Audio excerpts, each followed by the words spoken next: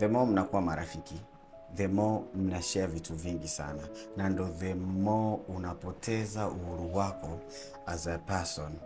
Unakuta kila kitu unachotaka kukifanya ni lazima umjulishe. Kila mahali unapotaka kwenda ni lazima yeye awepo. Lakini mwanzoni haianzagi kwa ubaya. Mwanzoni pindi mambo yanaanza haianzagi kwa ubaya. Shida huja utakapoanza kuwa busy na maisha yako binafsi, utakapoanza kuwa busy na mishe zako, kiasi kwamba msiwe mnaonana mara kwa mara, ama awe na ana shida na wewe ushindwe kushow up, ama kutokana na ubize ushindwe kwenda kwenye jambo lake. Hapo ndipo utagundua kwamba huwa haukuwa urafiki. Utaanza kuitwa fake friend, utaanza kuitwa majina ya ajabu, na itaanza kudhihirika chuki kwa kivuli cha lawama.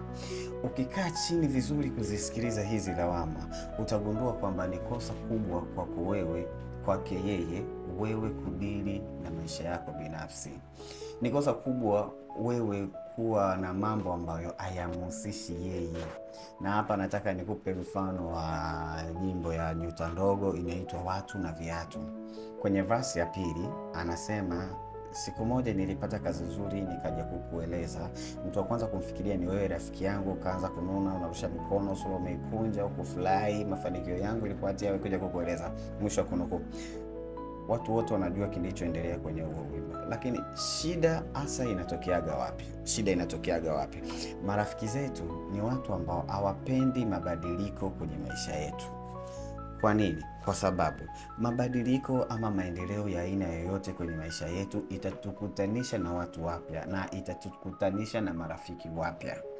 Marafiki hao wapya watakuja kukaa sehemu ya marafiki wa mwanzo, na marafiki wa mwanzo hawako tayari kabisa hilo kutokea, na hapa ndipo chuki inapozaliwa. Na ndio maana mimi ilifika kipindi nikasema mimi siuwezi urafiki na hawa viumbe wanatembea kwa miguu miwili. Siuwezi.